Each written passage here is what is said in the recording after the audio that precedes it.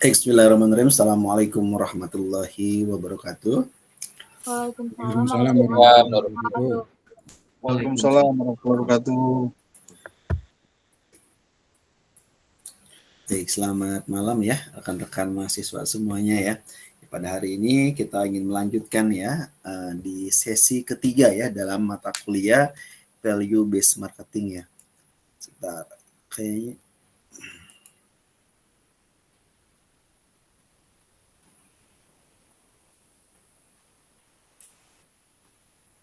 kamera saya nyala nggak? Belum nyala, Pak Wades. Belum nyala, Pak. Belum ya berarti internetnya agak agak low sebentar.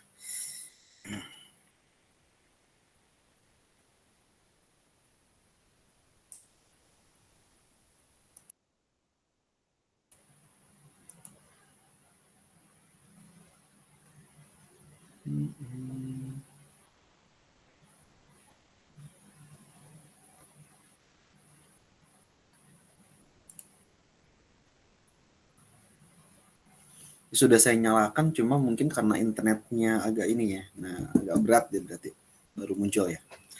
Baik, di sesi ketiga ini ya, kita meneruskan yang kemarin ya, yang kemarin kita tentang memahami tentang pembahasan tentang lingkungan eksternal ya di dalam suatu perusahaan, di dalamnya dia dalam analisis industri dan pesaingnya.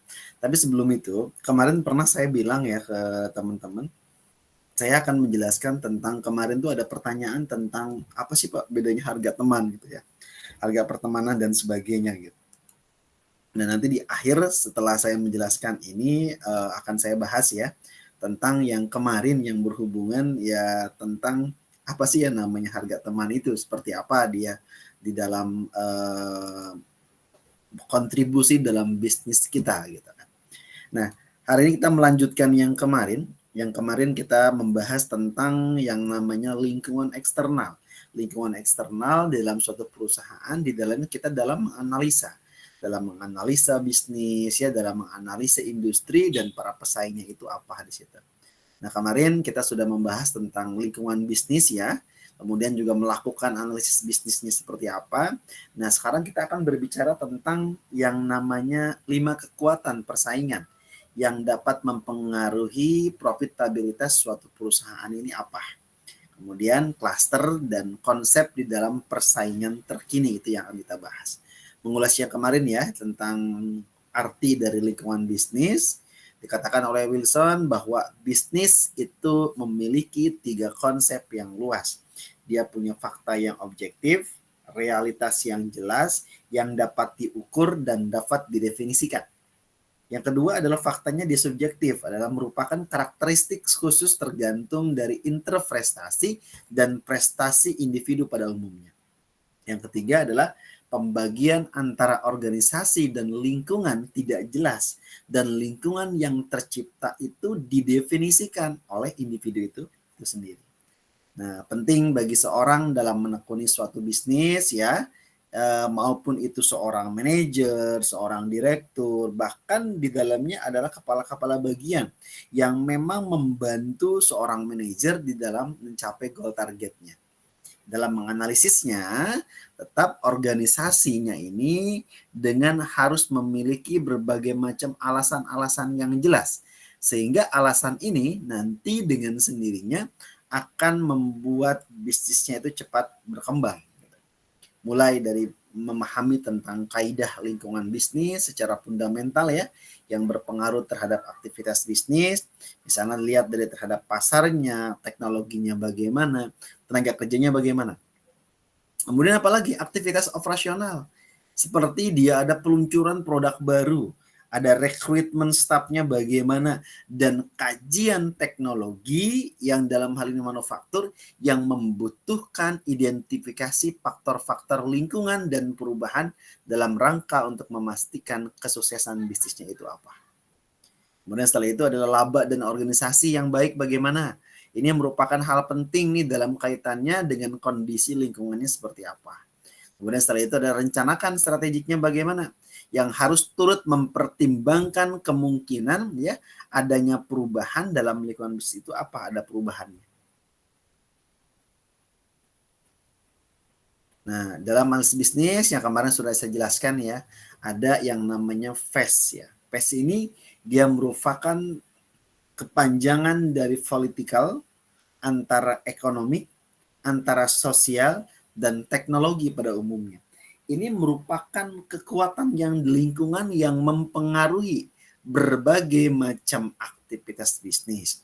Baik itu politik, dalam hal ini policy, dalam hal ini kebijakan yang memang kebijakannya ini diatur oleh pemerintah, dan kebijakan ini juga akan mempengaruhi laju bisnis ke depannya seperti apa. Kemudian secara ekonomi, lihatnya di mana Pak? Inflasinya ada enggak? Terus keterkaitan antara barang dan jasa yang dihasilkan ini bagaimana? Kemudian dari sosial, hubungan dengan masyarakatnya bagaimana, kesejahteraan masyarakatnya bagaimana, dan penggunaan teknologinya bagaimana.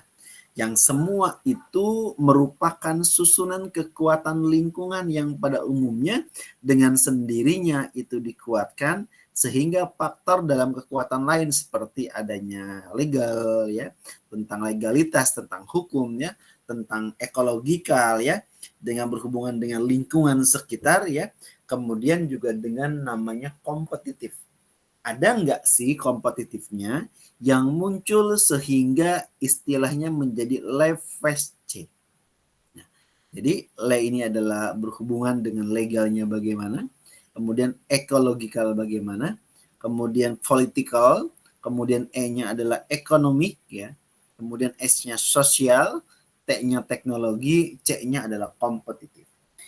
Jadi menganalisis PES ini kita sama dengan membantu seorang manajer, dalam hal ini manajer perusahaan maupun pemimpin suatu organisasi yang di dalamnya itu untuk menyusun berbagai macam gambaran yang komprehensif dan logis yang mengenai lingkungan mereka dari berbagai macam aspek yang adanya bagaimana. Untuk tujuan analisis ya, ini ada yang namanya Fest dan Robinson membagi ada lingkungan eksternal yang dibagi menjadi 3 kategori. Kali dulu ada lingkungan terjauh, ada remote environment, lingkungan terpencil. Nah, ini adalah lingkungan yang di mana politik domestik dan globalnya serta teknologi dan sosialnya bagaimana yang perkembangannya ini. Nah, ini adalah lingkungan terpencil, remote environment di situ. Kemudian setelah itu ada yang namanya lingkungan industri, ada environment industri, atau yang namanya kekuatan positif. Kekuatan di sini kompetitifnya bagaimana? Dengan yang namanya kekuatan secara ya punya kompetitif yang lainnya, sehingga lingkungan industri ini sangat berpengaruh terhadap tujuan bisnisnya itu mau dibawa kemana. Dengan jelas bisnisnya mau dibawa kemana, ini menandakan bahwa ketika kita berpikir bahwa lingkungan yang baik ini adalah lingkungan yang memang mendukung semua aktivitas bisnis, baik dari lingkungan yang secara eksternal maupun secara internal. Kemudian yang ketiga ada yang namanya lingkungan industri atau environment industri atau kekuatan kompetitif lingkungan operasi. Yang ketiga, operating environment. Nah, ini berarti merupakan gabungan dari apa? Dari penyedia bahan baku dan konsumen yang ada. Itu yang dibutuhkan. Nah, hari ini kita akan lebih banyak, kemarin nih kita sudah berdiskusi nih tentang yang namanya 5 kekuatan persaingan. Persaingan itu dia punya berbagai macam kekuatan-kekuatan yang ada. Ada persaingan antara pesaing di dalam industrinya bagaimana ya. Nah, ini adalah industri yang sama ya, rivalry among competitor. Ada lagi ancaman untuk memasuki pasar bagi pendatang baru ya, ada threat of entry. Gimana tuh? Ada ancaman barang substitusi, threat of substitution. Gimana? Ada daya tawar pembeli, bargaining power of buyers ya.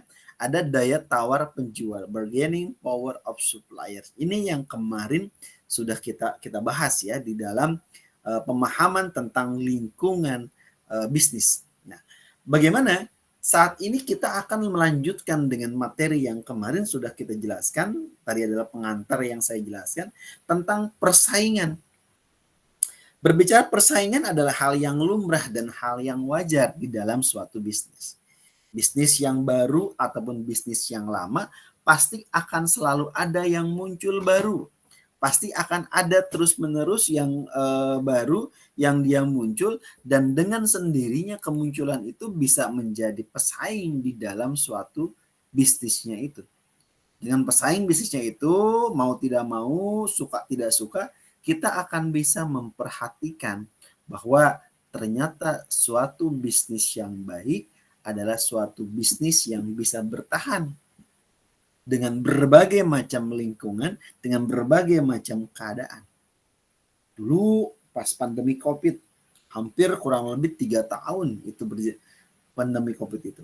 Tapi perusahaan-perusahaan yang kuat, perusahaan-perusahaan yang terus maju, terus bisa berkembang, nah itu adalah perusahaan-perusahaan yang siap dengan berbagai macam resiko dengan lingkungan bisnis yang tidak selamanya sesuai dengan harapan yang diharapkan.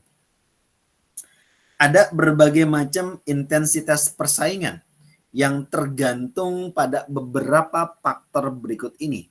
Mulai ada yang namanya industri yang grow, pertumbuhan industri.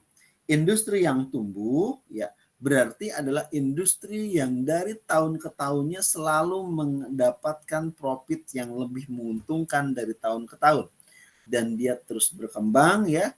Terus juga dengan barang ataupun jasa yang diproduksinya pun terus dia meningkat dari volume penjualannya sampai dengan dia bisa membuka cabang baru.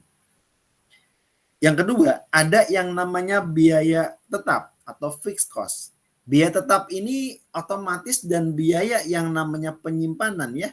Ada fixed and storage cost. Nah, ini adalah biaya yang sama. Biaya di dalam suatu penyimpanan satu dengan yang lainnya yang perubahan di situ. Kemudian ada lagi diferensiasi produk. Ada namanya product difference. Ini produk yang berbeda. Produk yang berbeda ini adalah produk yang bisa dengan sendirinya mencukupi berbagai macam variasi-variasi produk yang baru. Variasi-variasi produk yang baru datang, ya produk yang baru muncul, dan dia bisa menciptakan warna baru sehingga akan muncul suatu opsi lain dibandingkan barang yang sudah ada. Masuk berikutnya keempat tentang identitas merek. Ada brand identity. Sesuatu yang mempunyai identitas merek, mempunyai sesuatu hal yang baru, merek yang baru, ini dengan sendirinya akan bisa mendongkrak ya, atau mungkin ibaratnya membuat sesuatu hal yang berbeda dengan produk-produk lainnya. Kemudian berikutnya yang kelima adalah biaya pengalihan ke barang lain. Ada switching cost. Ada nggak barang yang dialihkan atau barang substitusi? Dengan barang substitusi yang ada, satu dengan yang lainnya, ini dengan sendirinya akan bisa menyebabkan adanya keseimbangan di dalam suatu konsentrasinya dengan sendirinya. Kemudian ada lagi konsentrasi dan keseimbangan. Ada concentrate dan balance-nya bagaimana. Informasi yang kompleks ya, dalam hal ini ada namanya informational complexity ya. Dengan sendirinya ini akan membuat sesuatu hal yang baru yang berbeda. Dengan sesuatu hal yang baru, informasi yang kompleks, informasi yang berbeda, dengan sendirinya informasi tersebut akan bisa mewarnai berbagai macam kebutuhan, berbagai macam produk baru yang bisa menjamin, yang bisa yang namanya mencukupi berbagai macam kebutuhan dari pasar itu seperti apa. Itu adalah persaingan. Kemudian ada lagi persaingan yang beragam, keberagaman pesaing. Diversity of competitornya bagaimana? Ada nggak keberagaman pesaingnya? Pesaing yang beragam, pesaing yang berbeda, ini akan bisa menyebabkan adanya perubahan diversity of competitornya bagaimana. Kemudian yang terakhir adalah tentang halangan keluar. Ada yang namanya exit barrier. Ada nggak di sini sesuatu hal yang baru, suatu hal yang berbeda dengan sendirinya, sehingga sesuatu yang berbeda itu akan menyebabkan berbagai macam halangan yang berbeda yang menyebabkan pesaing yang datang bisa pesaing yang lama atau pesaing yang baru yang memiliki suatu produk yang sama. Kemudian berikutnya ada ancaman. Ada ancaman masuknya pendatang baru. Nah, sekarang kalau ada pendatang baru yang dia masuk ke dalam pasar kita, nah ini ada beberapa macam faktor di dalam mempengaruhi mudah enggak sih sulitnya suatu rintangan di dalam memasuki suatu industri yang baru. Yang pertama yang kita bahas adalah tentang yang namanya economies of scale. Skala ekonomi. Bagaimana tuh skala ekonomi? Lihat lingkupnya bagaimana.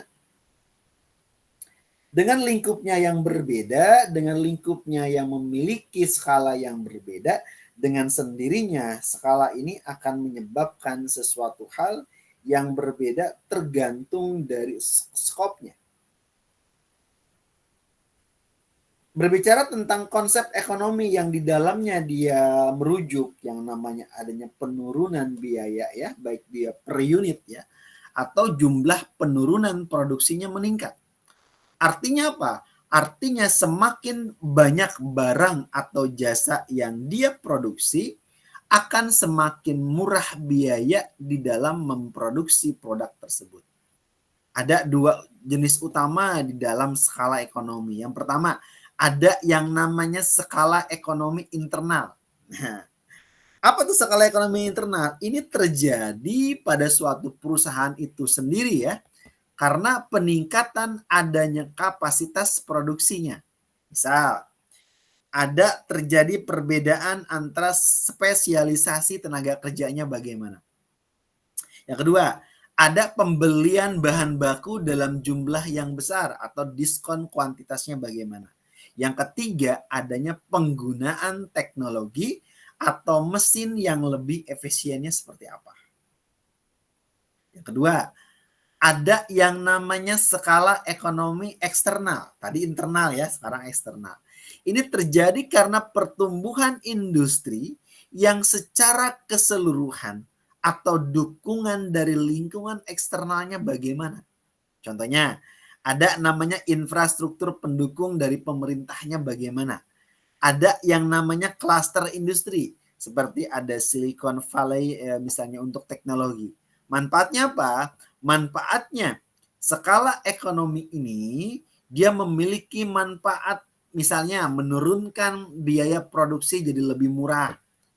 Bisa juga meningkatkan adanya daya saing nih tentang produk atau barang yang dikembangkan. Kemudian meningkatkan adanya margin keuntungan yang berbeda. Kemudian ancaman yang kedua adalah tentang proprietary product difference. Artinya diferensiasi produk, pembedaan produk. Produk yang berbeda ya, produk yang beda ini mau tidak mau produk ini akan menjadi suatu pilihan. Di dalam suatu pemasaran ya, produk different ini adalah strateginya gimana dalam pemasaran yang digunakan oleh suatu perusahaan di dalamnya untuk membuat produk ya. Ini tampak misalnya unitnya yang sama atau unitnya berbeda dari produk pesaing. Terutama yang pengaruhnya adalah di mata konsumen. Tujuannya apa? Tujuannya adalah untuk menarik konsumen dan membangun loyalitas dari konsumen itu. Sehingga apa yang terjadi? Yang terjadi seorang konsumen akan lebih memilih produknya itu meskipun harganya mungkin lebih mahal. Ada berbagai macam jenis diferensiasi produk. Misal, ada yang namanya diferensiasi fisik. Fitur produk. Contohnya apa? Smartphone dengan kamera yang lebih canggih atau laptop dengan desain yang lebih tipis. Nah, itu kan sama tuh. Ini adalah diferensiasi fisik yang kelihatan banget. Handphonenya, smartphone ya lebih canggih, kameranya luar biasa ya. Nah, bagus dan sebagainya, sehingga ya tentang banyak hal yang memang hasil fotonya lebih baik dibandingkan dengan aslinya gitu ya. Jadi lebih banyak menggunakan perbedaannya. Atau laptop yang semakin lama semakin tipis. Dulu kan laptop dari awal komputer berat ya, sampai 1,7, sekarang sudah ada yang 1 kiloan ya, jenis-jenis ya laptop dan sebagainya. Ini menyebabkan artinya adalah perbedaan dari diferensiasi produk dilihat dari fisiknya. Atau mungkin bisa diferensiasinya pada layanan. Ada orang produknya sama tetapi layanannya berbeda. Layanan purna jualnya bagaimana? Garansinya lebih lama enggak gitu kan? Atau pelayanannya pelanggannya yang ramah gitu. Nah, ini juga artinya adalah diferensiasi tentang layanan. Ada lagi berikutnya misalnya diferensiasi pembedanya di lokasi.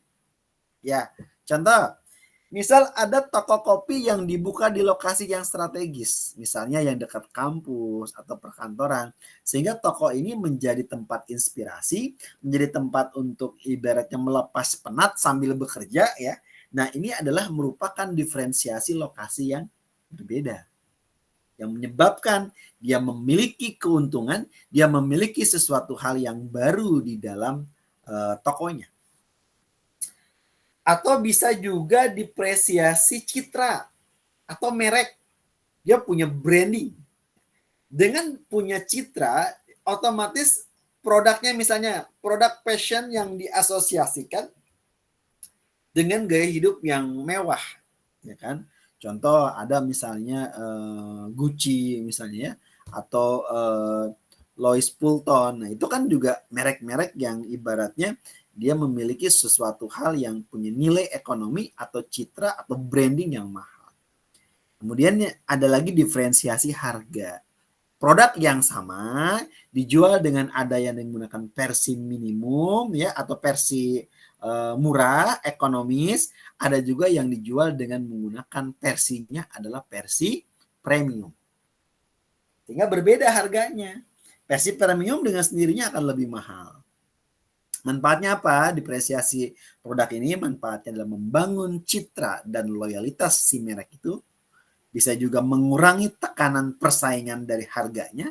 Bisa juga meningkatkan margin keuntungannya bagaimana. Dan bisa juga memudahkan pembagian dari segmentasi pasar. Kenapa? Karena segmentasi pasar ini juga akan berbeda gitu ya. Dengan satu dengan yang lainnya. Sehingga dengan sendirinya perbedaan ini akan menguntungkan suatu produk, barang atau jasa untuk kemajuan ke depannya. Berikutnya. Yang ketiga ada namanya identitas merek atau namanya brand identity. Namanya brands berarti dia punya sesuatu hal yang baru, suatu produk yang baru, mempunyai merek yang baru gitu ya. Dengan merek yang baru ini adalah cara sebuah perusahaan ini ingin dipersepsikan oleh konsumennya bagaimana.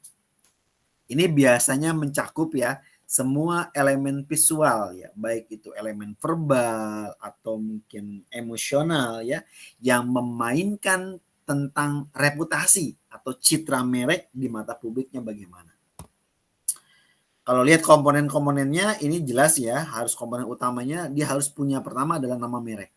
Nama merek itu diusahakan namanya yang unik ya, yang mudah diingat dan mencerminkan nilai suatu perusahaan itu bagaimana. Itu adalah nama merek. Kedua adalah logonya. Perhatikan logonya bagaimana. Logo itu tidak sekedar tuh gambar, tidak sekedar simbol, tapi dia merupakan simbol visual yang menjadi namanya representasi mereknya itu bagaimana. Yang ketiga ada namanya warna merek, brand colors.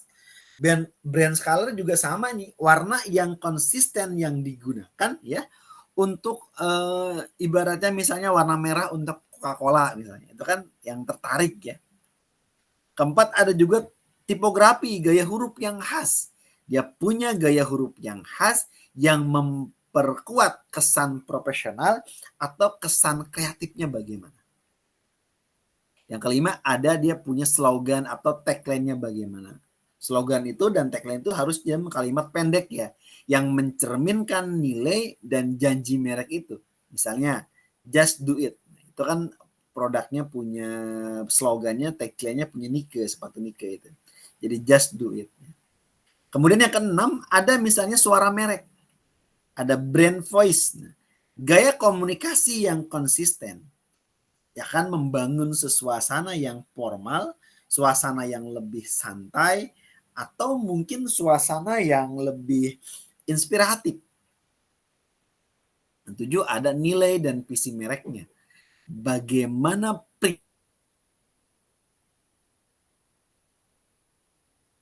prinsip dan tujuan jangka panjang yang ingin diwujudkan bagaimana? Ya, ada visi merek. Tujuan identitas mereknya di sini ada berbagai macam hal. Ada membedakan produk barang dan jasa dari para pesaingnya, ada menciptakan konsistensi dalam komunikasi dan pengalaman pelanggannya, ada membangun adanya kepercayaan ya dan loyalitas konsumen, serta meningkatkan daya tarik emosionalnya bagaimana. Contoh misalnya produk Apple, MacBook ya. Dia punya identitas yang merek yang mengedepankan inovasi, yang mengedepankan desain yang minimalis dan eksklusif. Ya. Dari logo Apple yang tergigit itu ya, desain produk yang sleek ya, hingga slogan zamannya think different. Jadi kalau kita misalnya ini kan, nah ini salah satu rancangan warna yang kuat ya, yang luxe, yang elegan, sehingga memiliki kebanggaan bagi pemilik. Berikutnya ada yang keempat tentang biaya pengalihan. Apa maksudnya biaya pengalihan ini? Biaya pengalihan ini atau namanya switching cost. Jadi biaya yang dipindahkan ya. Biaya yang harus ditanggung oleh seorang pelanggan ketika dia berpindah dari satu produk atau layanan atau merek yang lainnya, ini pindah. Bisa juga pindah karena gara-gara uang, gara-gara waktu, gara-gara tenaga ya. Bahkan juga tentang aspek emosionalnya bagaimana. Jenis biaya pengalihan beraneka ragam ya. Misalnya ada biaya finansial, contoh denda pemutusan kontrak ya. Misalnya biaya instalasi baru atau kehilangan insentif lama. Ini juga adalah biaya finansial yang dia berubah berpindah ke lain hati.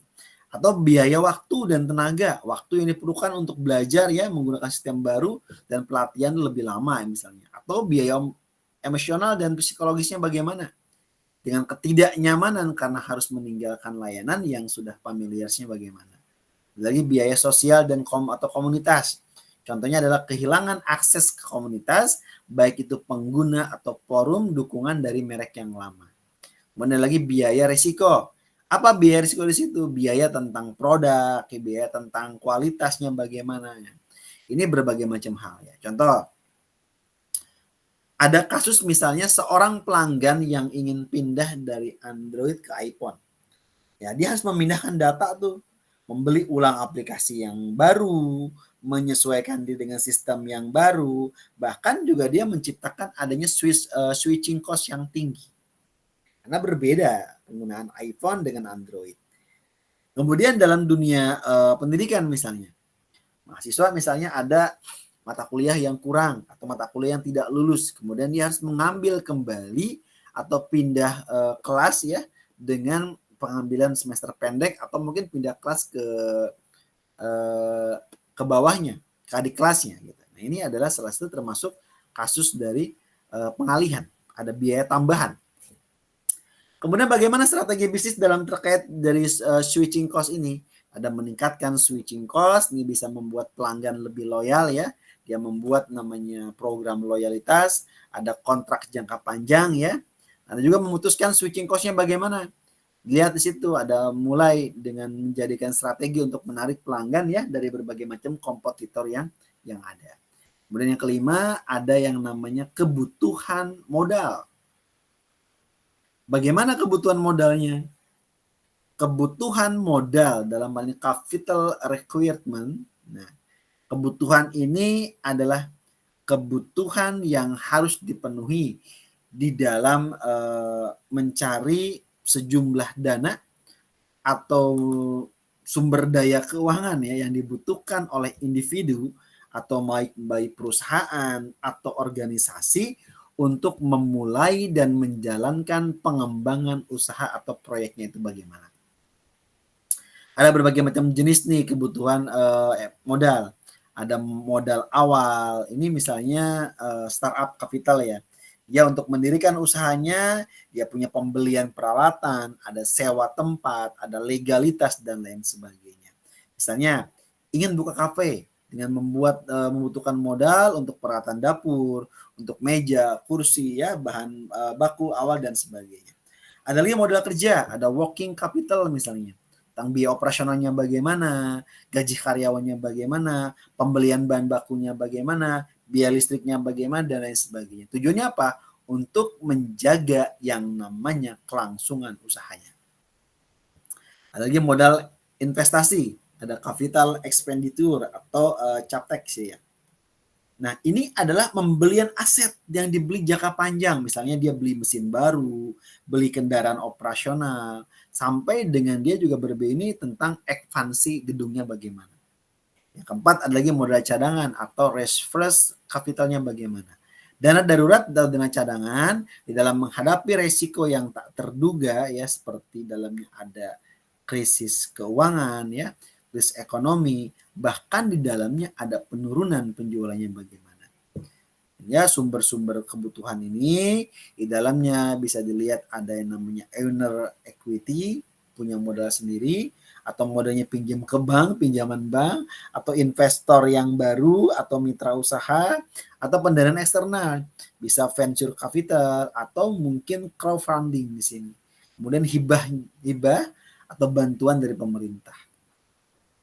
Dengan berbagai macam kebutuhan ini diharapkan dia mempunyai perencanaan keuangan yang bisnis plan yang baik dia mencakup biaya tetap dan variabelnya, kemudian biaya pendapatannya, sampai dengan titik impasnya gimana BEP-nya, break-even point-nya, sampai dengan ROI-nya yang ada di situ yang dihitung. Itu adalah kebutuhan modal. Kemudian selanjutnya ada lagi akses terhadap distribusi. Bagaimana nih? Ini otomatis akses ini juga harus diperhatikan karena berhubungan dengan penyaluran produk barang dan jasanya. Ini harus mengacu pada kemampuan suatu perusahaan ya atau suatu produk ini untuk masuk nih di dalam distribusi secara efektif ke pasar atau ke tangan konsumen. Mengapa? Karena dia ingin menerapkan kunci dari strategi pemasaran dan keunggulan kompetitifnya bagaimana. Bagaimana tentang mengapa akses distribusi penting dengan memastikan produk yang tersedia di tempat dan waktu yang tepatnya bagaimana, kemudian meningkatkan jangkauan pasar dan volume penjualannya, kemudian mempengaruhi persepsi merek nih atau produk ya yang mudah ditemukan, yang cenderung dianggap terpercaya. Bentuk aksesnya bagaimana? Bisa distribusi langsung ya, ada produsen menjual langsung ke konsumen tanpa perantara. Nah, ini lewat toko online misalnya. Atau ada distribusi tidak langsung, yang menggunakan distributor, dia menggunakan grosir, atau dia menggunakan retailer seperti minimarket, ya, marketplace atau reseller. Kemudian lagi distribusi eksklusif. Dan distribusi ini satu mitra ini boleh menjual produk nih, misalnya ada cocok untuk produk premium, ada distribusi insentif ya, dijual sebanyak mungkin nanti dia akan mendapatkan keuntungan lain. Atau distribusi yang selektif yang dipilih tergantung outlet strategis di dalam menjaga citra merek dan kendali pasar itu apa. Kemudian setelah itu adalah keunggulan. Ada keunggulan biaya absolutnya bagaimana? Ada nggak keunggulan ini yang menyebabkan keunggulan dari produknya itu dibandingkan produk yang lainnya? Kualitasnya apa yang tidak dimiliki oleh perusahaan lainnya. Kemudian lagi policy pemerintah, government policy. Kebijakan pemerintah ini secara otomatis ini akan mempengaruhi tentang ancaman masuknya pendatang baru. Kemudian ada lagi reaksi pesaingnya bagaimana. Ada efek retaliation-nya bagaimana. Dengan adanya reaksi pesaing, dengan sendirinya dia akan bisa menciptakan suatu produk atau barang-barang yang lainnya. Nah ini ya, ancaman-ancaman yang muncul, baik itu ancaman tentang barang substitusi, adalah barang yang merupakan barang atau jasa yang dapat menggantikan produk yang sejenis atau produk yang sama ya. Sebagai contoh misalnya kartu American Express yang digantikan oleh trailer Ciku atau Ciku Books atau kartu kredit. Nah ini juga lebih jauh, dia memiliki yang namanya ancaman barang dari substitusi tersebut yang dapat dijelaskan oleh faktor lainnya. Misal ada harga relatif dalam kinerja barang produksi, ada namanya relative price, ada performance of substitution. Itu juga dengan sendirinya dia akan ada perubahan dan pembaharuan yang berbeda. Kemudian berikutnya lagi biaya pengalihkan ke produk lain. Ada switching cost. Bagaimana nih perumpamaan ini punya produk yang berbeda. Ada lagi kecenderungan di dalam pembeli, di dalamnya dia bisa untuk yang namanya mensubstitusinya. Ada buyers, propensity to distributive-nya bagaimana. Konsubstitusinya. Ada lagi daya tawar pembeli dan konsumen. Bagaimana tuh daya tawarnya? Dengan daya tawar pembeli atau daya tawar konsumen ini, setidaknya ada yang namanya beberapa faktor yang dapat meningkatkan di situ. Apa meningkatkannya? Meningkatkan berbagai macam daya tawar, daya belinya. Faktor ini misalnya ada namanya pangsa pembeli yang besar, ya, ada biaya mengalihkan ke produk lain yang relatif kecil, ada banyaknya produk substitusi yang muncul, yang baru, yang lainnya. Ini menyebabkan adanya perubahan dan pembaharuan yang berbeda. Ada lagi tidak atau minimnya diferensiasi produknya itu bagaimana. Setidaknya daya tawar pembeli tadi menjadi rendah dan tidak terdapat barang substitusi, sehingga mau tidak mau seorang pembeli harus mempunyai suatu pilihan produknya itu bagaimana. Ada lagi daya tawar penyedia input nih atau pemasoknya bagaimana. Ada berbagai macam faktor nih dalam mempengaruhi kuat tidaknya kekuatan daya tawar di dalam penyedia inputnya. Ada industri pemasok yang didominasi hanya oleh sedikit perusahaan. Jadi hanya sedikit perusahaan nih. Ada juga produk pemasok yang di dalamnya dia memiliki sedikitnya barang pengganti substitusi. Jadi hanya sedikit barangnya. Ada juga seorang yang dia pelanggan yang penting bagi pemasoknya bagaimana. Ada lagi produk pemasok dia merupakan produk yang penting bagi pembelinya. Ada lagi pemasok yang didiferensiasikan. Ada juga produk pemasok yang memiliki biaya pengalihan yang tinggi. Ada lagi biaya dalamnya yang memiliki ancaman integrasi ke depannya yang lebih kuat itu bagaimana. Klaster dan kompetisi global ya. Dengan berkembangnya berbagai macam ilmu pengetahuan ya, termasuk di dalamnya adalah teknologi informasi yang maju yang begitu pesat ya, yang berdampak terhadap berbagai macam aspek kehidupan, yang mengakibatkan adanya kompetisi dewasa ini menjadi begitu ketat dan dinamis. Ini di dalamnya menurut klaster ya dari poster ini ada peta ekonomi dunia yang saat ini didominasi oleh klaster, ada yang namanya konsentrasi geografis dalam suatu perusahaan atau institusi yang saling berkaitan di dalam suatu bidang tertentu. Baik itu klaster dalamnya mencakup dari industri yang berkaitan dengan entitas lainnya yang penting dalam kompetisi, atau juga klaster California yang di Amerika ini ya, ini juga sama nih perubahan dalam hal kompetisi. Atau entitas pendukung yang ekstensif meliputi ada pemasok stok anggur, ada perlengkapan irigasi dan panen ya, ada teknologi irigasi, ada fasilitas proses adanya wineries, ada institusi pendidikan, ada berbagai macam riset dan penelitian yang ada juga perdagangan sampai dengan klaster tourism dan klaster rumah makannya seperti apa. Ada lagi proses klaster dan kompetisi global. Ada namanya proses klasternya, ada namanya clustering. Nah, ini merupakan sebuah ciri yang menonjol dari industri-industri manufaktur ya, yang tidak peduli apakah IBM ataukah IKRT, ini dia memiliki klaster secara umum yang didefinisikan sebagai konsentrasi geografis di dalam subsektor-sektor manufaktur yang samanya bagaimana. Hal yang muncul di dalam studi literatur ini ada berbagai macam jaringan sebagai besar usaha kecil dari rumah tangga ini yang mengelompokkan secara spasial. Dalam literaturnya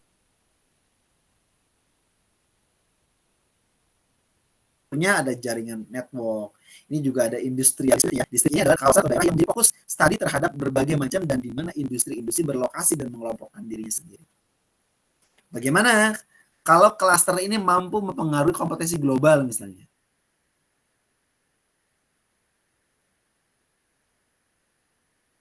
Klaster yang bisa mempengaruhi kompetisi global dengan sendirinya dia akan bisa memenangkan pasar. Ada 3 faktor yang mempengaruhi. Pertama, peningkatan produktivitas perusahaan di dalam wilayah tertentu. Ada nggak produktivitasnya?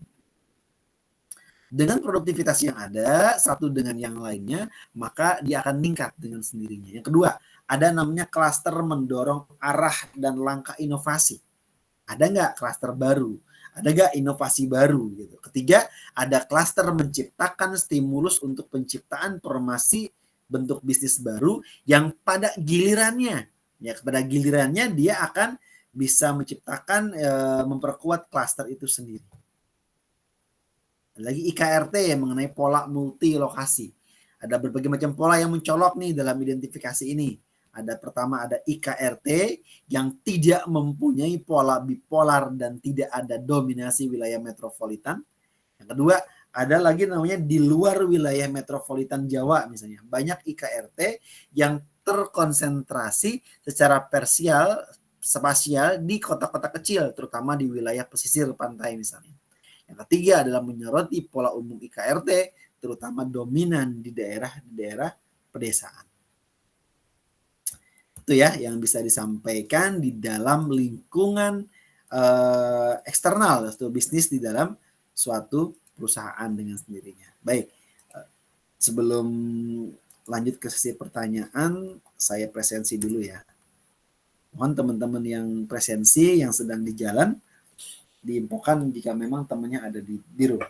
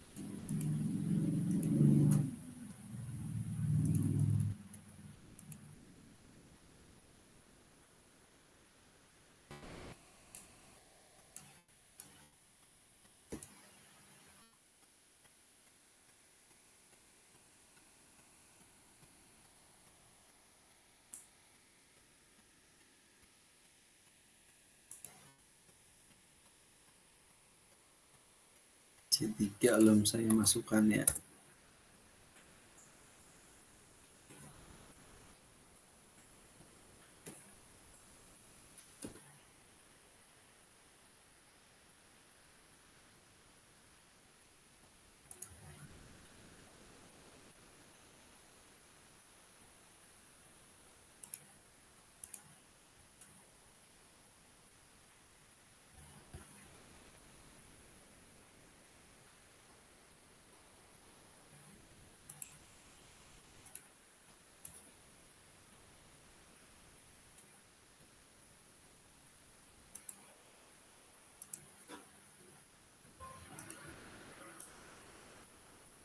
Oke, sambil nunggu agak lama nih. Saya presensi dulu aja. Tadinya mau saya masukin bahannya. Nanti setelah saya ngajar aja.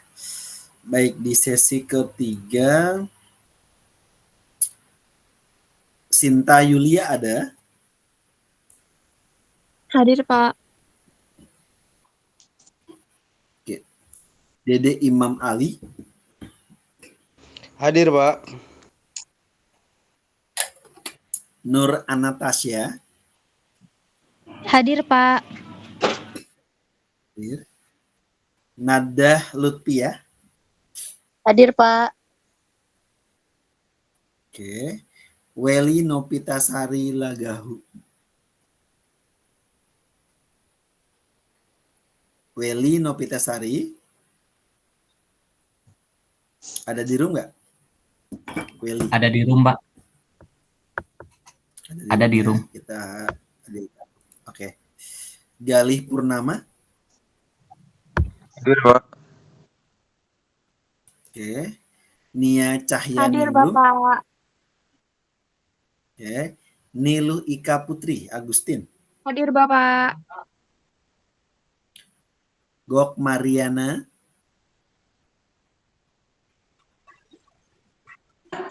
Ya, hadir, Pak. Hadir. Alivia Rahmalia. Hadir, Pak. Widodo. Siapa dosen? Markus Nurdianto. Hadir, Pak. Didik Kurniawan. Hadir, Pak. Sigit Yulianto. Hadir, Pak. Dani Febrianto. Hadir, Pak dosen. Ardianto Apandi. Hadir, Pak. PX Bayu. Hadir, Pak. Oke, berarti hadir semua ya.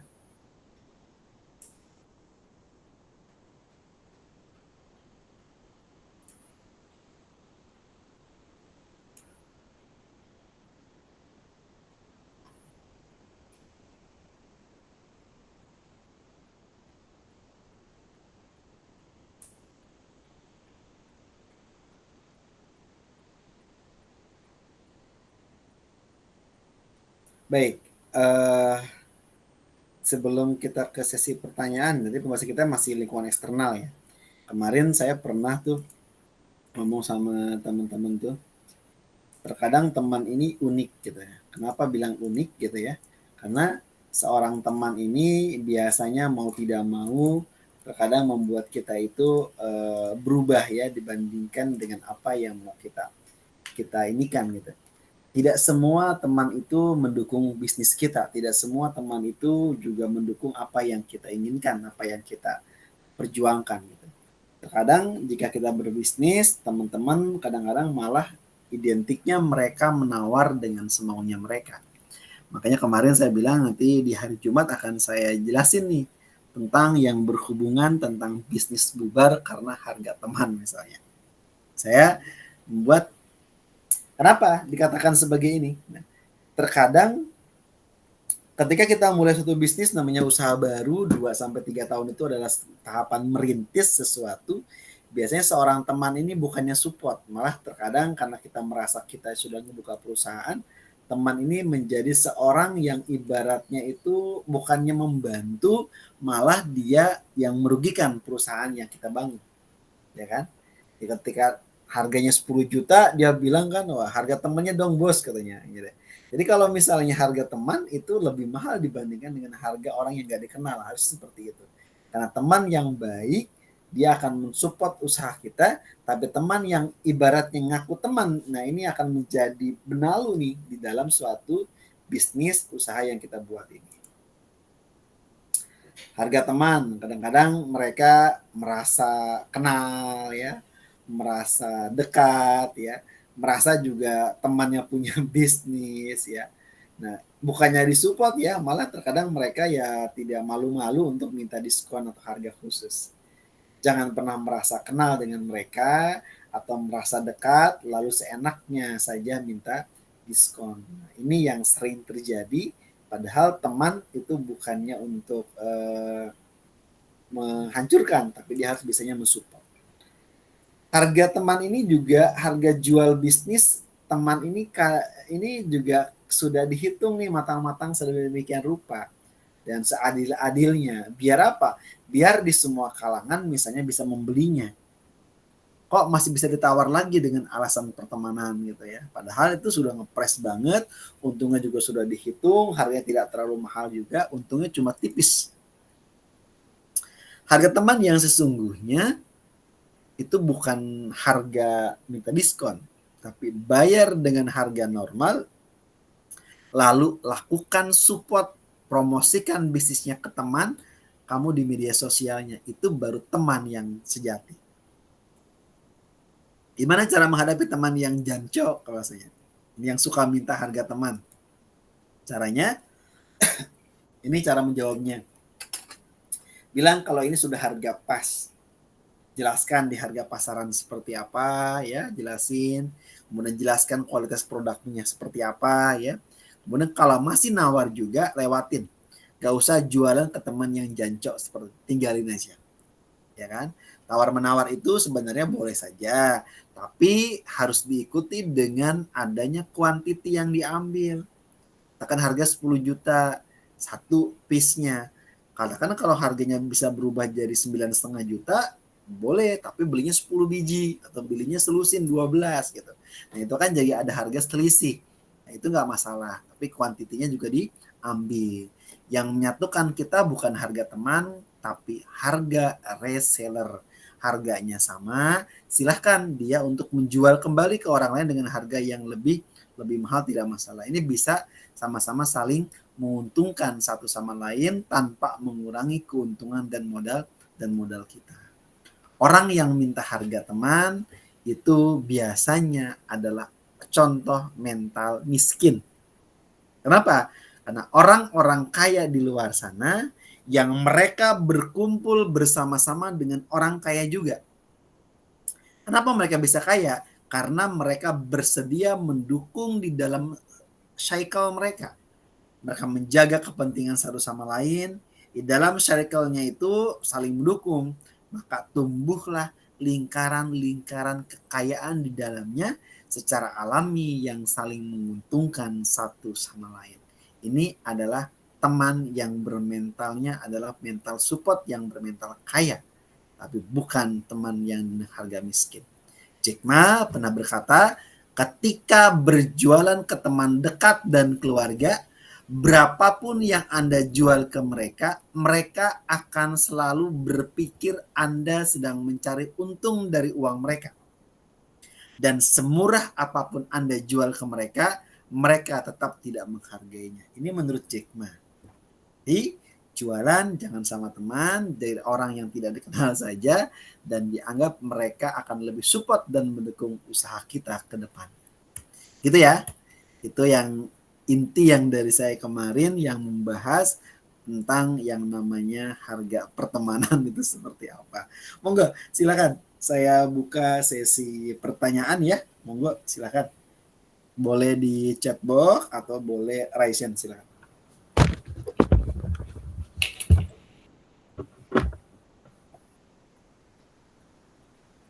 Monggo Pak, silakan Pak. Pak dosen, maaf. Terkait dengan harga teman, agak sedikit menarik pada saat kita melihat budaya Tionghoa keturunan ya, saat bermula mereka berbisnis ya. Jadi kita sering melihat di beberapa komplek gitu ya, pada saat ada orang Tionghoa atau orang keturunan Cina yang berbisnis, pasti yang yang menjadi pelanggan pertama adalah teman-temannya, sekitaran yang kira-kira circle-nya, sehingga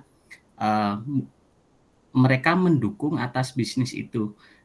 Apakah itu yang termasuk yang dimaksud dengan harga teman yang membangun gitu ya di posisi yang itu, atau sebaliknya mereka nyari untung dan yang lain? Apakah Pak dosen pernah melihat atas fenomena seperti itu atau belum? Itu sih Pak yang mau saya tanyakan. Baik, terima kasih. Harga teman yang tadi disampaikan oleh Jack Ma itu, kita jualan ke teman tuh berapapun harganya akan tetap mahal.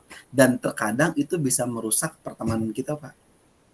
Pasti rusak teman kita, cuma gara-gara kita jualan sama teman kita. Tapi bandingkan dengan orang-orang Tionghoa, orang-orang mereka itu sama-sama saling support, sama-sama saling dukung. Karena mereka orang kaya berkumpul dengan orang kaya. Mental mereka adalah mental kaya, bukan mental miskin.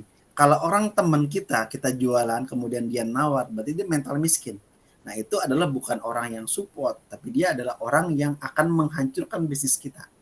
Tapi orang Tionghoa yang tadi dikatakan circle-nya orang-orang kaya, karena mental mereka kaya. Mereka berpikir dia akan membantu usaha temannya dengan cara membeli ke temannya dengan harga yang tidak ditawar. Itu adalah orang-orang kaya mentalnya. Makanya kalau teman nawarin harga sekian, jangan ditawar. Karena dengan sendirinya pun kita sudah beli tanpa nawar, kita sudah membantu tuh. Untuk apa? Usahanya agar tetap maju. Jadi yang jelas Jack Ma sendiri pun ya dia mengalami, dia usaha, dan sampai ibaratnya dengan jualan ke teman dekat dan kalangan yang lainnya, ini akan membangun dilema-dilema sendiri. Kalau orang Tionghoa itu punya etos bisnis yang kuat, orang-orang Cina itu. Orang Cina itu dia punya mentalnya itu, dia punya prinsip dagang yang tegas mereka itu. Misal mereka punya bisnis adalah bisnis. Urusan personal dan profesional dipisah. Sekalipun dia teman, tetap harganya wajar karena mereka menghargai proses dan kualitasnya. Itu orang Tionghoa. Makanya mentalnya beda gitu. Yang kedua, prinsip tegas orang Tionghoa itu adalah dia saling menguntungkan. Harus win-win. Bukan berarti harus dengan harga murah, tapi dua pihak yang merasakan adil dan puas terhadap produk yang dibelinya. Ketiga, harga teman bukan sekedar berarti meminta diskon, tapi dia pun harus bisa mensupport, mendukung bisnis temannya tadi. Bahkan banyak yang orang-orang Tionghoa, terkadang mereka sengaja bayar lebih tuh. Bukan minta diskon, bukan minta kurang. Itu orang Tionghoa, makanya beda mentalnya gitu ya.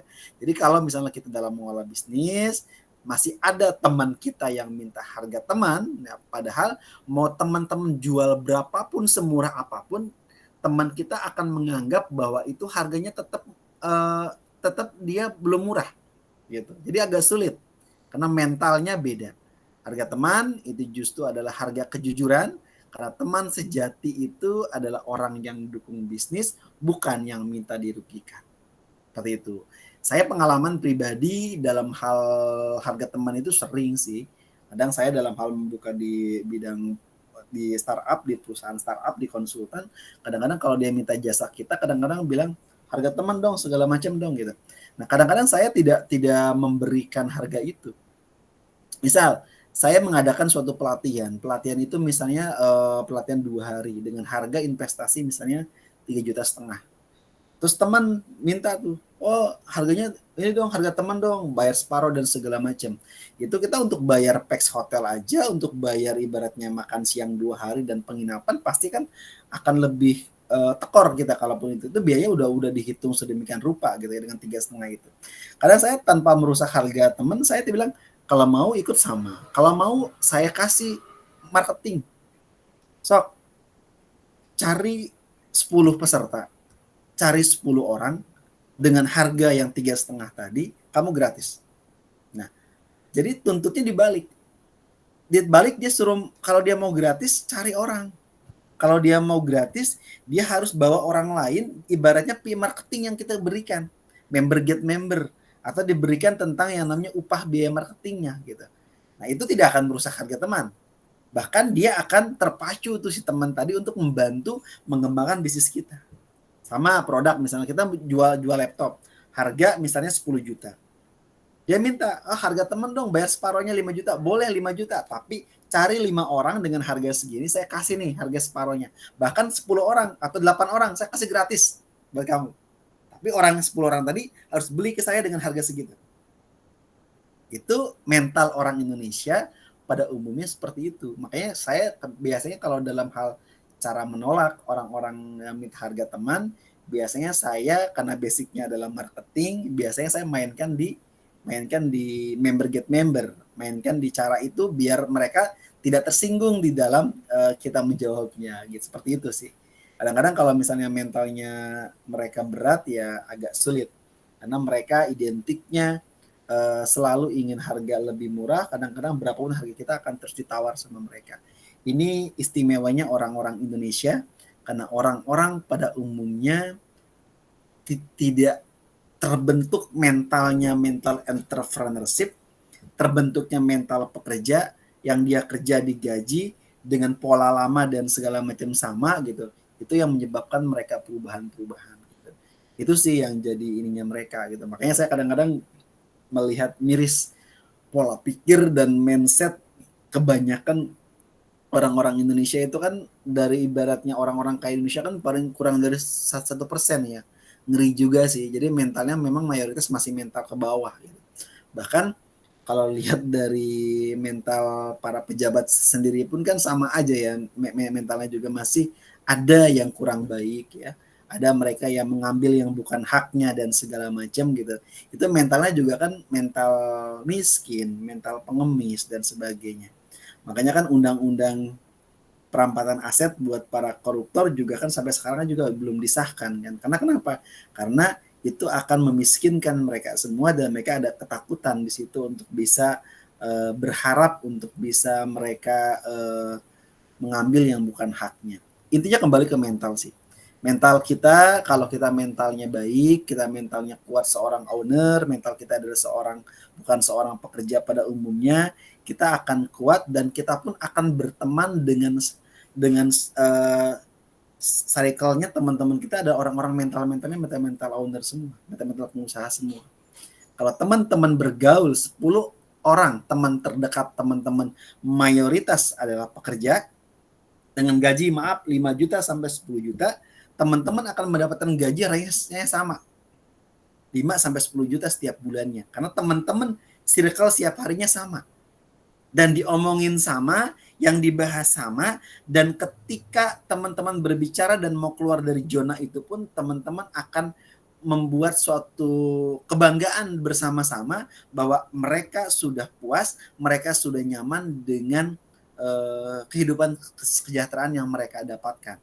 Padahal dunia ini tidak hanya sekedar itu gitu, karena mereka sudah orang-orang yang sudah pasrah dengan kehidupan, apalagi yang sudah berusia udah mau mendekati pensiun, itu biasanya mereka sudah pasrah tuh, karena mereka belum bisa pindah ke zona pengusaha atau ke zona owner. Karena membuat suatu usaha itu beda dengan membuat suatu yang kita kerja yang setiap bulan sama dapatnya gitu. Itu yang menyebabkan, makanya berubah dari zona pekerja ke zona seorang pengusaha ini membutuhkan yang namanya keterpaksaan, membutuhkan yang namanya keberanian. Yang keberanian pada umumnya tidak dimiliki oleh semua orang, pasti dimiliki hanya segelintir orang.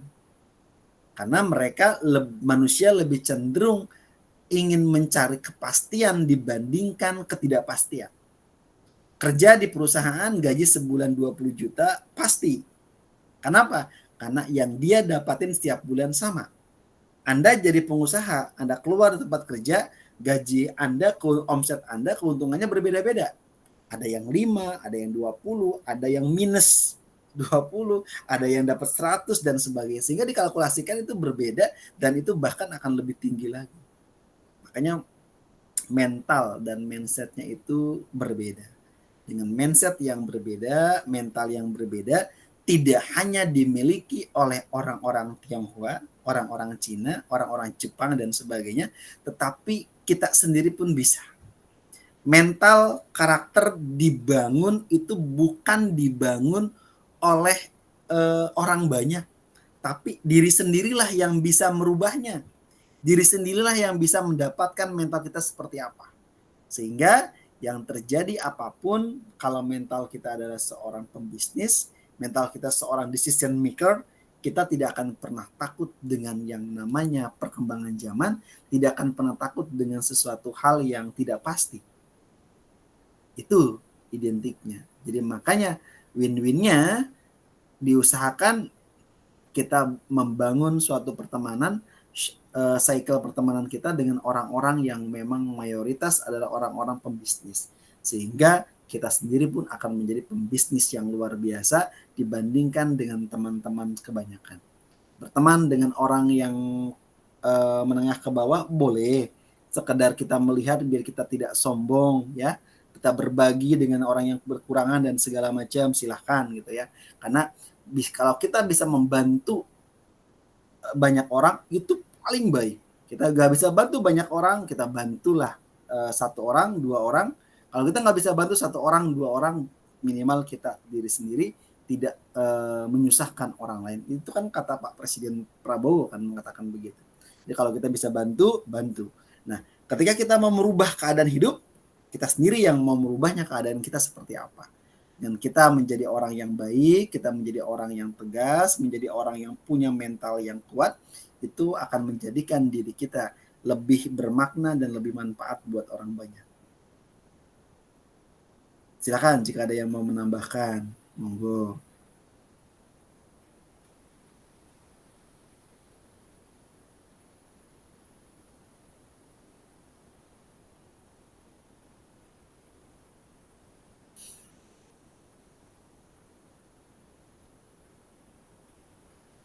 Bapak, Jadi inti saya ya.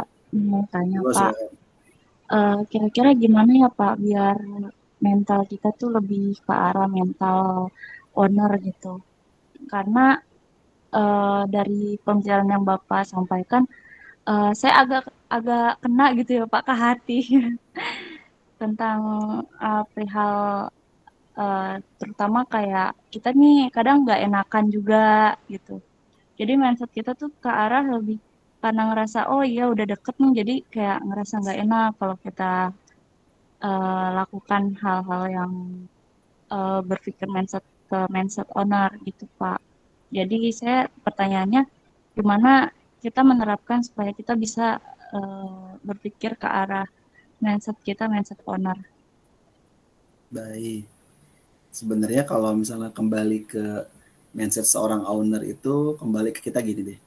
Terkadang kalau kita flashback ya, kita kerja di tempat orang gitu. Kita terkadang suka ngomongin nih, oh tempat kerja kita bosnya A sampai Z dijelek-jelekin dan sebagainya gitu ya. Nah, mungkin kalau dipandang, oh ternyata dari gajinya nggak sesuai dengan apa yang diharapin. Terkadang lemburnya luar biasa sampai capek dan sebagainya. Kita ngeluh tuh dengan berbagai macam ini. Sementara tunjangan dan sebagainya. A sampai Z tuh yang namanya karyawan tuh menjelek-jelekan satu tempat kerja itu dari teman ke teman tuh udah umum dan biasa. Itu adalah mental pekerja. Kenapa saya bilang mental pekerja? Karena mereka melihatnya dari sisi perspektif karyawan, di perspektif pekerja.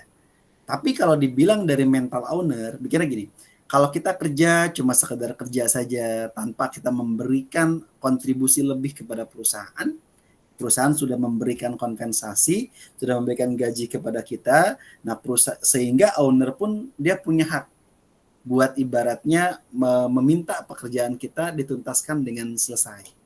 Tapi terkadang kita balik, wah apaan kerja kita udah malas dan segala macam, menjelekan segala macam kan. Dibalik sekarang gini, kalau kita selaku owner, ada kita punya karyawan yang kerjanya semaunya dia. Kerjanya tidak pernah selesai, kerjanya banyaknya cuma ngomong doang, nuntut dan segala macam. Yang terjadi apa? Yang terjadi berarti kita selaku owner akan melihat bahwa karyawan tersebut jolim terhadap kita, terhadap owner. Yang ada hasil apa? Kalau saya berpindah sebagai owner, saya akan mengeluarkan orang itu. Nah, karyawan enggak, wah ini harus tuntut dan segala macam. Pertanyaan saya dibalik. Ketika kita menjadi seorang pekerja, sehebat apapun kita, yang akan menggantikan kita banyak sudah ngantri itu dari anak-anak muda yang luar biasa, yang masih energik, yang baru fresh graduate sudah ngantri. Kita sakit sehari, sakit 2 hari, orang akan lebih cepat digantikan. Pak, dia sudah pengabdian puluhan tahun sampai pensiun. Apa yang dibanggakan dari pengabdian itu? Apa yang dibanggakan dari seorang pekerja yang sudah pensiun, ya toh nggak bisa diwariskan kepada anak kita.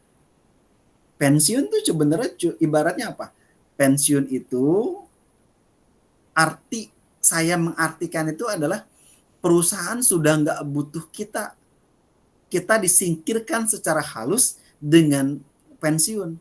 Padahal uang pensiun itu sebenarnya sudah ada dana pensiun yang mereka tabungkan setiap bulannya, setiap tahunnya, sehingga nanti ketika diambil di akhir kita 40 tahun, 30 tahun kita mengabdi, udah ada tuh 100 juta, 200 juta, setengah M dan sebagainya, itu sudah mereka siapkan.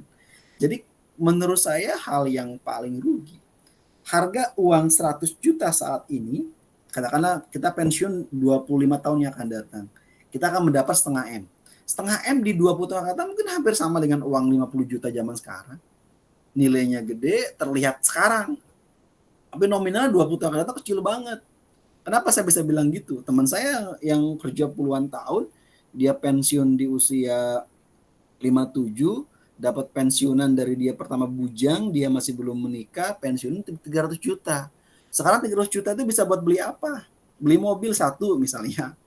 Atau beli rumah subsidi, udah habis. Kehidupan terus berjalan. Dan dia butuh makan, butuh butuh untuk penyumbang dan segala macam. Nah, ini juga akan berat dengan sendirinya. Mental owner melihatnya tidak melihat saat ini, dia melihatnya adalah melihat masa depan, ya, dan dia tidak memikirkan saat ini saya mau jadi apa. Gak apa-apa saya kerja capek, saat ini saya sambil kuliah, saat ini saya sambil misalnya berdagang dan sebagainya, capek luar biasa. Itu akan terasa nikmat teman-teman alami, teman-teman hadapi, dibandingkan dengan teman-teman di masa tua sulit selama-lamanya. Mental owner berusaha semaksimal mungkin teman-teman harus bisa bergaul dengan orang-orang owner. Bergaul dengan orang-orang yang dia punya penghasilan setiap bulannya mungkin di atas 100 juta atau 1 M setiap bulannya. Sehingga kita kalau berbicara dengan owner itu berbeda pola pikirnya, berbeda dengan polanya dengan kita karyawan. Karyawan terus menuntut kepada ininya karena mereka anggap, oh dia udah untung miliaran dan segala macam, kok kita nggak naik-naik gaji, kita nggak dapat bonus. Siapa kita? Mereka membangun dulu mati-matian di 0 sampai dengan 10 tahun, mungkin 20 tahun. Orang nggak ada yang tahu kan, sehingga seorang karyawan merasa bangga, dia sudah kerja, kemudian dia sudah digaji, terus minta bonus dengan harga besar. Ya nggak bisa. Karena akumulasi seorang owner itu adalah akumulasi dari sigma kekecewaan, sigma kebangkrutan, sigma masalah dan sebagainya, sehingga itu kan menjadi usaha besar di kemudian hari, yang itu nanti bisa menjadi passive income yang didapatkan oleh seorang owner sampai dengan dia usia tua. Saya seorang dosen yang saya pernah bilang ke dalam diri pribadi saya mengatakan, dosen juga seorang karyawan, dosen juga seorang pekerja. Kalau saya seorang dosen berpikir ke depan untuk menjadi seorang profesor guru besar, saya akan merasa gagal dalam hidup saya. Kenapa? Karena seorang dosen ketika dia mendapat jabatan tertinggi jadi profesor, dipanggil namanya profesor, buat apa profesor? Kalau cuma sekedar memenuhi di batu nisan doang ngapain? Toh profesor nggak bisa diwariskan ke anak saya, nggak bisa diwariskan ke keturunan saya. Terus istimewanya apa? Manfaat buat diri sendiri tidak akan pernah itu membuat kebanggaan di dalam diri pribadi saya. Seorang yang baik, seorang yang bermanfaat buat orang banyak, yang muslim percaya dalam Al-Quran ada mengatakan khairunas anfa'uhum linas. Sebaik-baiknya manusia adalah manusia yang paling manfaat buat orang banyak. Kalau teman-teman mau manfaat buat orang banyak, teman-teman harus jadi seorang pengusaha. Teman-teman harus jadi seorang owner. Teman-teman harus bisa selain pengusaha jadi seorang penguasa. Ada dua di dunia ini yang bisa ngubah keadaan. Pengusaha dia bisa berkarya dan dia bisa dengan uangnya bisa membiayai banyak orang-orang yang bekerja di tempatnya, kalikan dengan anak istrinya, suaminya, orang tuanya yang dibiayain sama orang tersebut, pahalanya lebih banyak dibandingkan teman-teman cuma jadi seorang karyawan yang gaji setiap bulan, yang gaji itu hanya teman-teman kontribusikan cuma buat anak istri atau anak dengan suaminya atau dengan orang-orang sekitarnya. Sedikit. Orang yang paling banyak manfaatnya, rezeki dia akan lebih banyak. Kenapa? Karena Allah menurunkan rezekinya melalui orang-orang yang memang yang kita bisa biayain. Pak Prabowo yang pernah saya bilang tadi kan, Pak Prabowo bilang, kalau bisa bantu satu orang, bantu. Kalau bisa bantu banyak orang, bantu. Kalau bisa tidak bisa ngebantu siapapun, minimal diri pribadi, diri kita sendiri, berjuang. Jangan sampai menyulitkan orang lain. Ini yang jadinya mentalnya. Terus kedua, ketika kita sudah merasa kita mental owner, untuk memupuk kita tetap menjadi seorang mental owner adalah bergaul dengan bos-bos. Bergaul dengan orang-orang yang memang punya perusahaan besar. Jadi bukan sekedar dia manajer, tapi dia adalah ownernya. Dia pemilik PT, komisaris PT ini, direktur atau CEO-nya PT ini, dan sebagainya. Sehingga ketika kita ketemu, itu akan menjadi cas kita. Dan pembicaraan di dalam levelnya, itu pembiayanya itu, ngomonginnya MM-an. Jadi kalau ngomongin MM-an, berarti teman-teman akan mendapatkan penghasilan yang agak mirip mendekati MM-an. Tapi kalau masih teman-teman circle-nya orang-orangnya gaji 5 juta sampai 10 juta, sampai teman-teman tua pun circle-nya sama, gaji teman-teman akan tetap ada di situ. Kenapa? Hukum fisika. Hukum fisika Prof. Yohanes Surya mengatakan mestakung, semesta mendukung sesuatu kita. Ketika kita berhadapan dengan orang-orang sekitar, daya magnet itu akan membuat kita itu menjadi kuat di dalamnya. Makanya mental ketika teman-teman mau menjadi orang yang beda, jangan menjadi circle dari kebanyakan orang. Harus menjadi orang yang memiliki keunikan, perbedaan di situ. Temannya diperbaiki. Minimal 10 orang yang mental owner, 10 orang atau orang-orang yang dalamnya dia owner dan sebagainya, sehingga teman-teman akan terbiasa berpola pikir, memikirkan orang-orang yang owner seperti apa. Ceritanya dulu susahnya gimana dan sebagainya. Itu yang ada. Itu penting banget. Ketiga, teman-teman harus mempunyai suatu hal yang beda, different, punya pembedanya bagaimana. Dengan pembedanya itu yang menyebabkan kita itu akan menjadi orang yang berbeda di situ. Dengan membedakan diri kita beda, kita akan dicari sama orang. Kita tidak akan disetir sama orang karena orang tahu kita memiliki skill yang berbeda. Dengan kita memiliki skill yang berbeda, satu dengan yang lainnya, ini yang menyebabkan diri kita menjadi lebih kuat di dalam kita berpikir, berusaha semaksimal mungkin untuk menjadi orang yang beda itu. Ketika kita punya beda tuh, dari sekarang kita lihat, orang kuliah sarjana banyak, orang kuliahnya linear, manajemen semua gitu sampai dengan dia jadi profesor banyak misalnya. Saya harus beda gimana Pak? Saya harus kuliah sesuai dengan kebutuhan saya. Kuliah bukan berarti untuk mencari gelar, tapi kuliah adalah untuk mencari suatu ilmu, skill baru, yang ujungnya adalah saya bisa mendapatkan cuan, mendapatkan usaha baru dari kuliah saya itu. Itu kalau saya mikirnya ke sana. Kenapa? Karena kalau memikirkan sesuatu hal yang administratif dalam hidup ini, otak kita akan terpaku. Otak kita akan berusaha mengejar sesuatu hal yang sama kebanyakan orang. Ibaratnya, gini deh, kalau saya menuliskannya, satu piring nasi itu dalam suatu perusahaan atau dalam suatu kompetisi, dan orang-orang yang memperebutkannya banyak, bahkan jutaan orang yang memperebutkannya. Sehingga alhasil jutaan orang yang memperebutkannya akan ada sikut-sikutan, akan ada fitnah, akan ada berbagai macam hal, sehingga di dalamnya itu akan membuat kisruh suasana dan akhirnya mereka berantem memperebutkan. Ini sudah terjadi, sudah. Bankir-bankir elit, orang-orang kaya kan di bawahnya kan mereka berpoya-poya tanpa kerja. Uang tinggal mereka lempar-lemparin tuh. Yang ngerebutin siapa? Rakyat yang memperebutkan di dalamnya itu. Itu gambaran dunia. Kalau gambaran di dalam analogi perusahaan seperti itu. Ini perusahaan, ada 10.000 karyawan. Nah, yang duitnya kan cuma ada sepiring nasi itu. Sehingga kebagiannya pun tidak akan pernah memenuhi gaya hidupnya. Kebutuhan cukup, memenuhi gaya hidup belum tentu. Itu yang akan jadi sesuatu hal yang saya sih menilainya ya berarti ada yang salah dalam hidup. Nah, sekarang balik. Owner itu kebanyakan itu kurang dari 1% orang yang di Indonesia itu, dan tidak semua orang jadi owner. Dan tidak semua orang yang bisa masuk jadi owner. Kenapa? Karena owner itu mereka yang berani mengambil resiko dengan berbagai macam kondisi.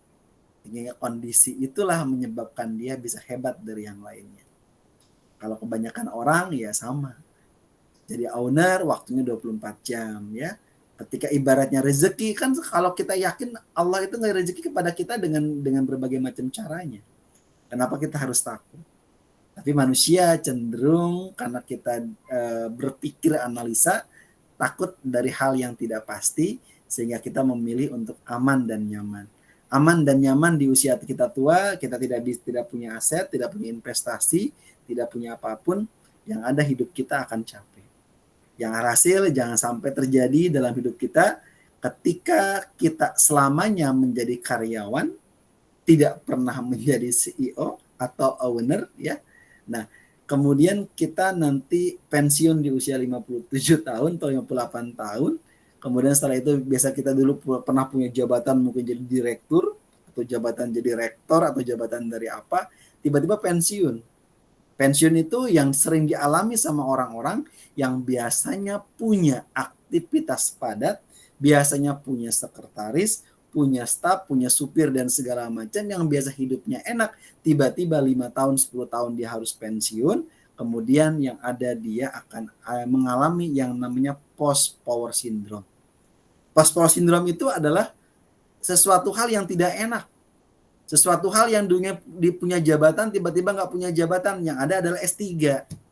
Yang terjadi setelah post power pensiun, post power syndrome, kemudian dia stres.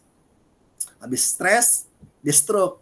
Habis stroke, stop, kubur, kan seperti itu kan. Yang ada anaknya tidak punya apa-apa, anaknya cuma dibekali sampai dengan dia kuliah, apa bedanya dengan kita?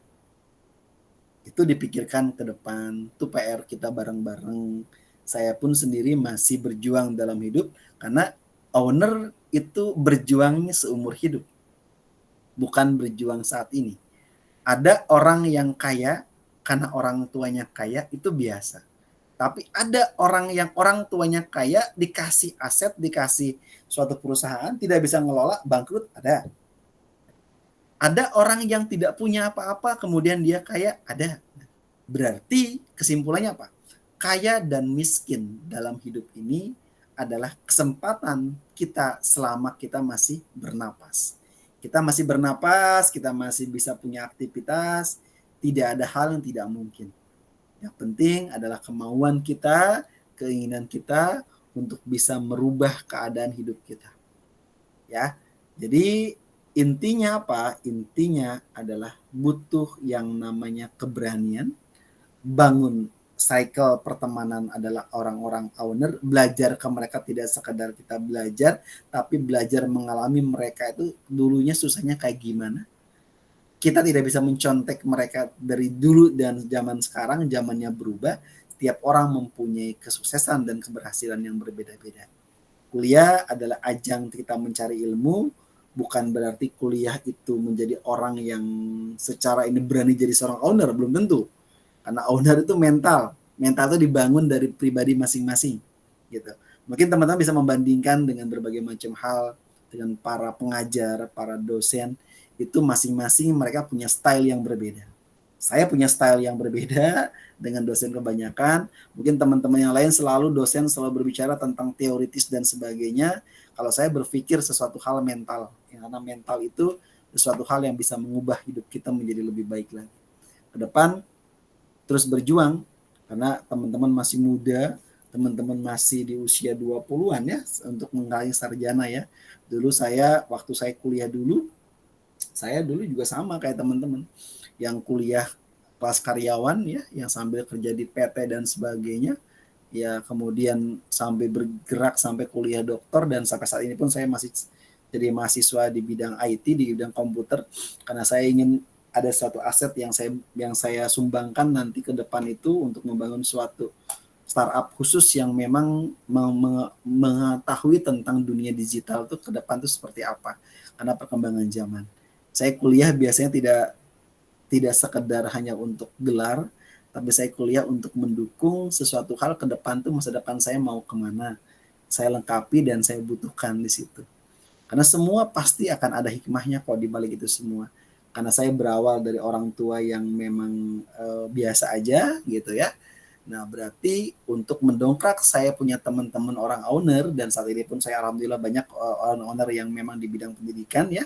Ada juga owner, saya punya teman tuh owner orang Cina itu juga sama tuh, berani jor-joran dia untuk bisnis dan sebagainya. Saya pun sedang belajar sama teman saya, karena saya merasa orang-orang Cina itu prinsipnya luar biasa loh. Saya ketemu dengan dia, menemukan sesuatu hal, semangat baru yang berbeda. Itu kalau ketemu kita ngomongin proyek itu udah mainannya udah bukan mainan lagi M, bahkan udah mainannya triliunan yang sudah dibicarakan, sehingga asik gitu.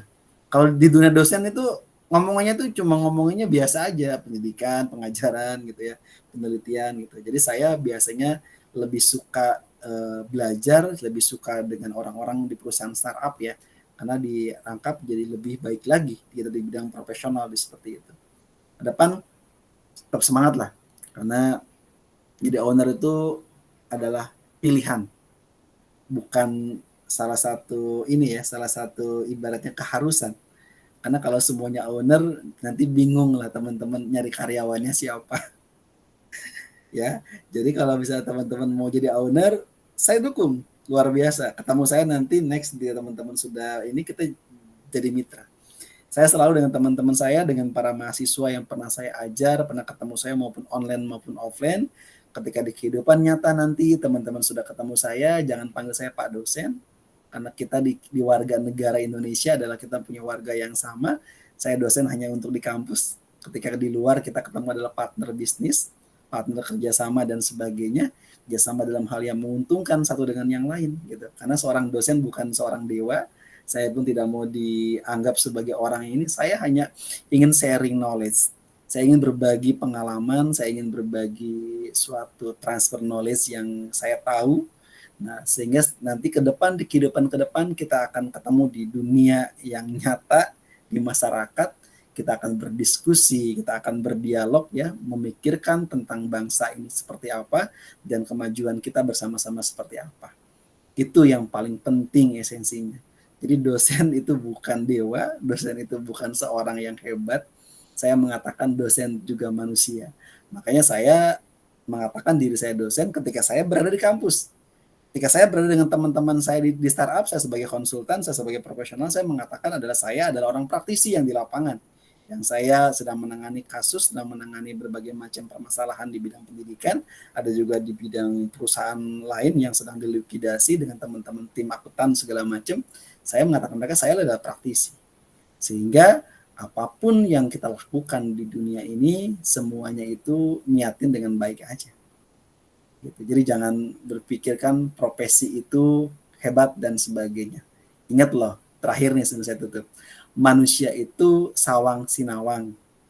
Paham ya? Kalau kata orang Jawa, sawang sinawang itu kadang-kadang kita melihat orang lain, enak ya hidup dia. Belum tentu yang ketika kita mengalami seperti dia, kita mampu menghadapinya. Makanya kalau teman-teman mau kaya, teman-teman mau jadi owner, siapkan mental teman-teman agar teman-teman mampu memikul berbagai macam resiko, teman-teman mampu memikul berbagai macam masa depan. Ribuan, ratusan, puluh ribuan, jutaan karyawan yang dari perusahaan teman-teman. Kalau teman-teman mampu, ya teman-teman siap dengan resiko yang ada, teman-teman insya Allah jadi owner. Tapi kalau teman-teman nggak mampu, teman-teman hanya untuk mikirin diri sendiri aja, ya, saya rasa teman-teman akan sulit untuk menjadi seorang owner. Karena seorang owner tidak memikirkan diri sendiri, tapi dia memikirkan semua yang menjadi tugas dan tanggung jawab kewajibannya adalah karyawan-karyawan yang menggantungkan kehidupan mereka. Mereka menggantungkan seumur hidup mereka untuk bisa hidup dan bisa memenuhi kebutuhan keluarga dan anak-anaknya di perusahaan yang teman-teman punya. Jadi kalau teman-teman mampu memikul banyak punya karyawan, ya, teman-teman bisa jadi owner. Tapi kalau teman-teman nggak mampu, saya menyarankan teman-teman berpikir kembali untuk menjadi orang yang manfaat buat orang banyak. Gitu ya. Thank you buat hari ini. Terima kasih. Saya rasa cukup ya untuk diskusi kita. Next di minggu depan, kalau nggak salah tanggal merah ya minggu depan ya. Tanggal 18 ya. Tanggal merah itu hari apa tuh? Saya nggak tahu tuh tanggal merahnya. Nanti kita diskusi di grup ya, kalau nanti kita ada ganti hari di tanggal merah tersebut. Kalaupun tidak ada ganti hari, nanti kita diskusi kembali di Jumat depannya berarti kalau gitu. Nanti kita informasikan nanti setelah bilang juga akademik jika emang ada pergantian perkuliahan dan sebagainya. Terima kasih. Selamat beristirahat ya teman-teman, luar biasa. Sudah pulang kerja kemudian masih nyempetin kuliah juga. Yakin capeknya 4 tahun gak akan kerasa kok. Waktu itu cepat banget berjalan. Dengan waktu cepat berjalan, ya penting semuanya manfaat, semuanya menjadi amal ibadah buat teman-teman semuanya. Sehingga apapun yang teman-teman harapkan, teman-teman inginkan, kita sama-sama mendoakan yang terbaik buat keberhasilan dan kesuksesan teman-teman. Karena sukses yang sesungguhnya adalah sukses bareng-bareng, bukan sukses diri sendiri. Karena sukses diri sendiri, kita ibarat tadi akan banyak teman-teman kita menjadi teman-teman ganco, teman-teman yang ibaratnya minta diskon dan sebagainya. Tapi teman-teman yang baik seperti orang-orang Tionghoa yang sama-sama saling support dan saling dukung di dalam bisnisnya sehingga mereka bisa muncul menjadi seorang yang hebatnya bersama-sama, tidak hanya diri sendiri. Thank you. Kita akhiri bersama saja. Alhamdulillahirabbil alamin. Assalamualaikum warahmatullahi wabarakatuh.